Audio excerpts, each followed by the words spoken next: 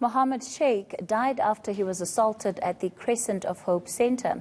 The Gauteng Government said the rehabilitation centre was being operated illegally and would be closed down. ENCA's Malungelo Boy has been following that story and joins us now. Good evening, Malungelo.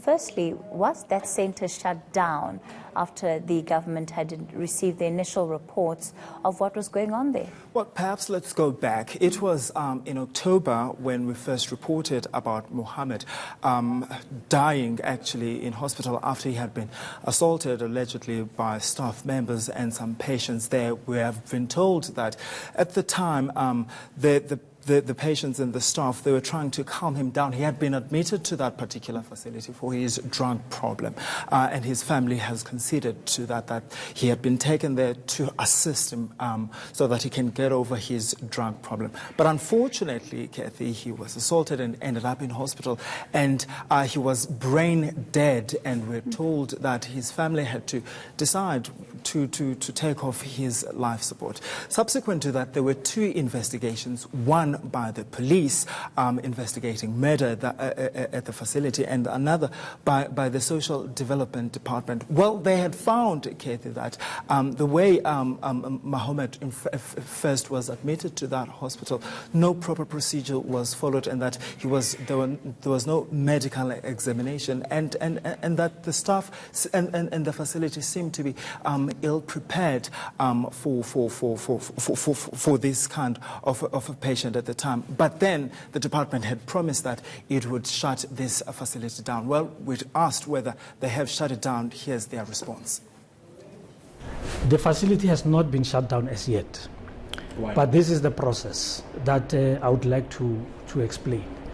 This facility was registered in terms of the old Substance Abuse Act. Okay. Now, the department did not get to know that the facility was not registered only now when there was an incident. In fact, what transpired is that 6 months before the license that was issued in terms of the old act, which was issued by the National Department of Social Development, expired, the department approached the facility to notify them that they need to resubmit their registration or compliance documents in terms of the new Substance Abuse Act, so that they can be properly registered by the Department of Social Development in Gauteng.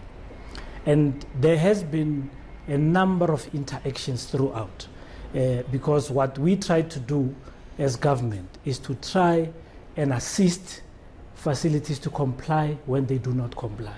So in other words, the shutdown should be the last resort. Well, the Department of Social Development, they're saying that the shutdown should be the last resort. So we know now, Katie, that this facility is still operating, but what happens to those inside the facility? That's the question I also posed into the Social Development Director General here in Gauteng. Of those patients that are currently being treated there? Any patient in any facility which is not registered, their lives will be at risk. So it is important that facilities must comply with the legislative requirements, with the norms and standards, because it is those norms and standards and legislative requirements that assist the facility to guide that it is actually operating in line with what is required.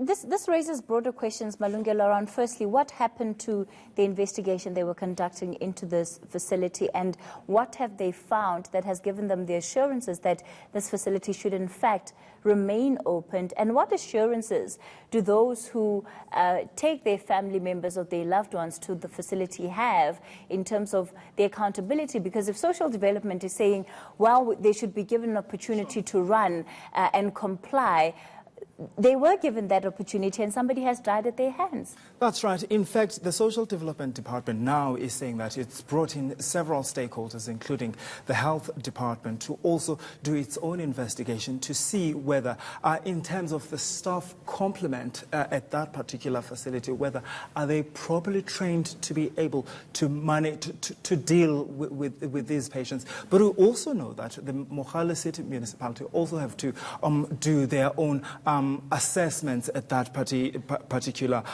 facility before a decision then is taken to shut it down. Here's an interesting also fact, Kathy. Over the past 4 years in the city of Johannesburg, officials are saying that they'd identified at least 13 illegal drug rehab centers. In the city of Tshwane, there were 3. In the city of Ekurhuleni, there were 6. In Sedibeng, there were 4.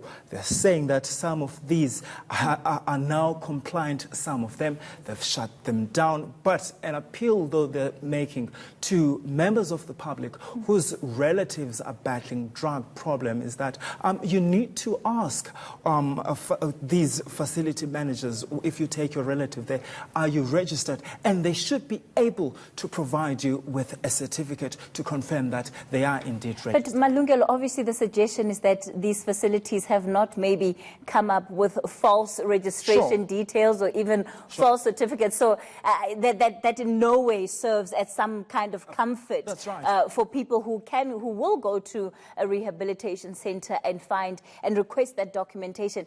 Can the department not give you anything more than simply saying ask them for a certificate? Really, they're saying that it's all about just you asking them for a certificate, and also calling the Department of Social Development itself to ask if this particular whatever organization you want to take a relative to. But what they're also saying, Keith, is that they just can't simply shut these facilities down, considering that there's a need in some of these communities for these facilities. But of course, many questions remain here.